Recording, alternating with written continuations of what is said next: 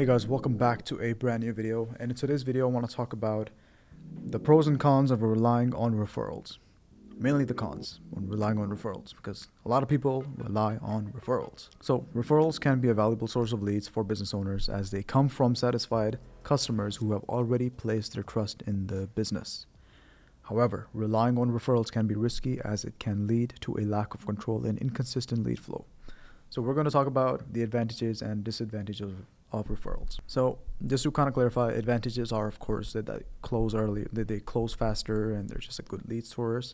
And disadvantages are more to do with you as a business owner, not with the referrals itself. If you're getting 30 referrals each month, I think you're good. All right, let's talk about the advantages of referrals, and I'll just fly through these.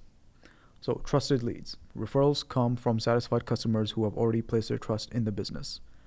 So it's a trusted lead. It's super easy to close. If somebody's referred your business to someone else, then they trust that person, and that trust is kind of taken over to your business. So that's why it's easier to close them, because it's coming from a very good source. That is why sponsors use other creators' platforms to market their products, because it's coming from a credible source. So if you've ever thought, like, why don't they just like use Instagram Boost or something? That's because Instagram Boost is good, but it's not as good of a credible source as it would be from someone who has already built their audience and then market their product for them. Number 2 is cost effective. Referrals cost almost nothing to acquire, and that makes them a highly cost effective source of leads.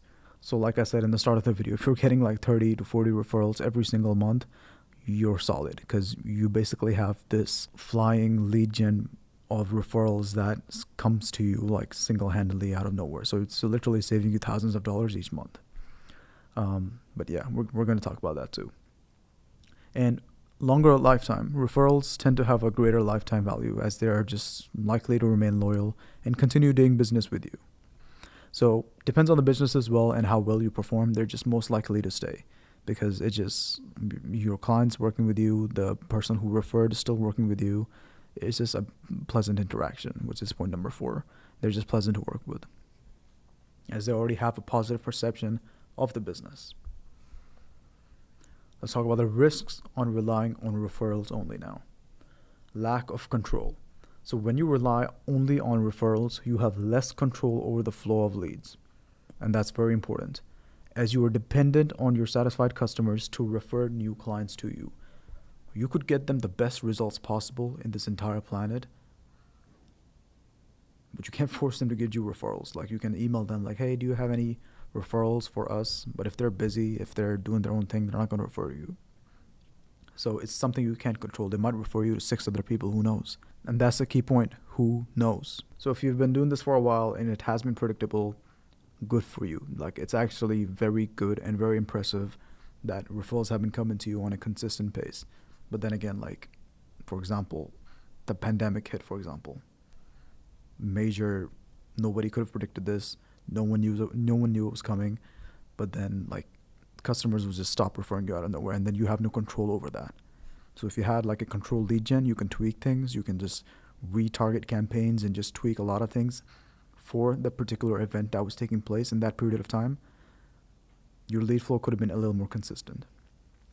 Which comes to my next point, inconsistent lead flow.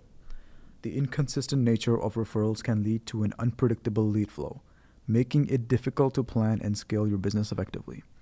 If you don't know when your next lead is coming from, or where your next lead is coming from, or you just have to wait for a client to refer you to someone else, it's not very predictable, or you can't really predict growth in any sort of way.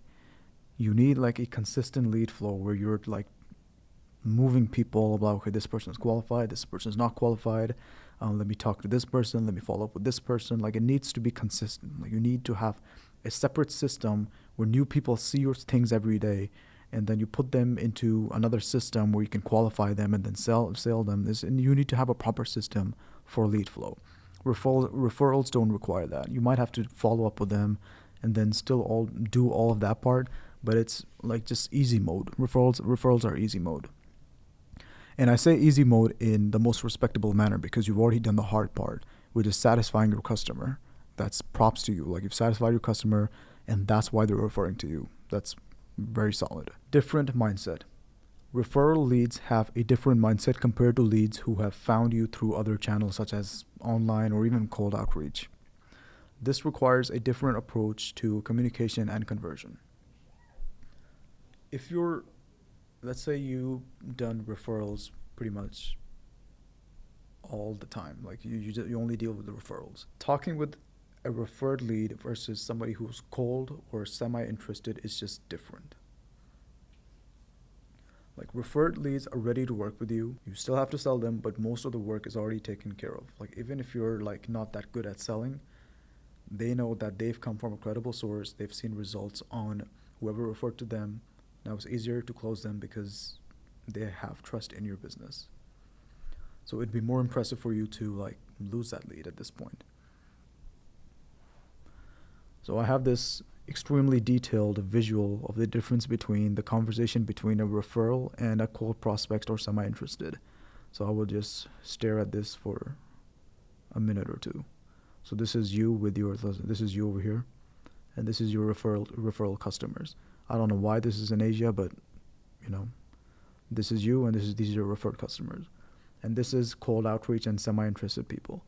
So this is you, and look how she's staring at you. That's the cold prospect right there. She's staring at you with all seriousness. She's like, what do you have to sell to me? You have 5 seconds to entertain me or I'm walking away. That's a cold prospect right there. And these people, semi-interested, they're willing to listen to you. If you make sense, they might buy. If you don't, they'll leave. But these people, they see them, they're just like chilling with you. That's referred right there. It's actually a pretty good image. All right, now I have this diagram over here for you guys. So, communicating with a non-referral lead. Establishing credibility. So when talking to a lead who has not been referred to you, it's important to establish your credibility and expertise upfront, as they may not have the same level of trust in your business. You don't have to establish credibility with a referred lead. Addressing concerns. Non-referral leads may have more questions and concerns about your services, so it's important to listen carefully and address their specific needs and objections. This is where content comes as well. So if you have, for example, questions about referrals, like you might be watching this video, so I'm already addressing one concern of yours. Nurturing the relationship. Building a relationship with a non-referral lead may take some more time and effort, but it's important to be patient and continue to provide value and support throughout the sales process. Pretty self-explanatory. You need to nurture the relationship. Follow up with them, keep talking to them, keep showing them your content, make sure they're viewing your content, and over time they might convert. And just learning about them, doing your research on the prospects. This is arguably very important. You have to do your research on the prospect itself. Like, what do they do? How can you actually sell to them? What are their pain points? You need to do all of that with a non-referred lead. The importance of diversifying lead sources. So referrals, they're, valuable sources of leads. It's important to not rely on them exclusively. We already talked about referrals. Number 2 is using your online profiles and creating systems around it.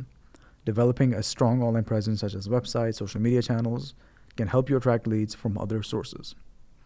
So utilize content. I've said this like many, many times.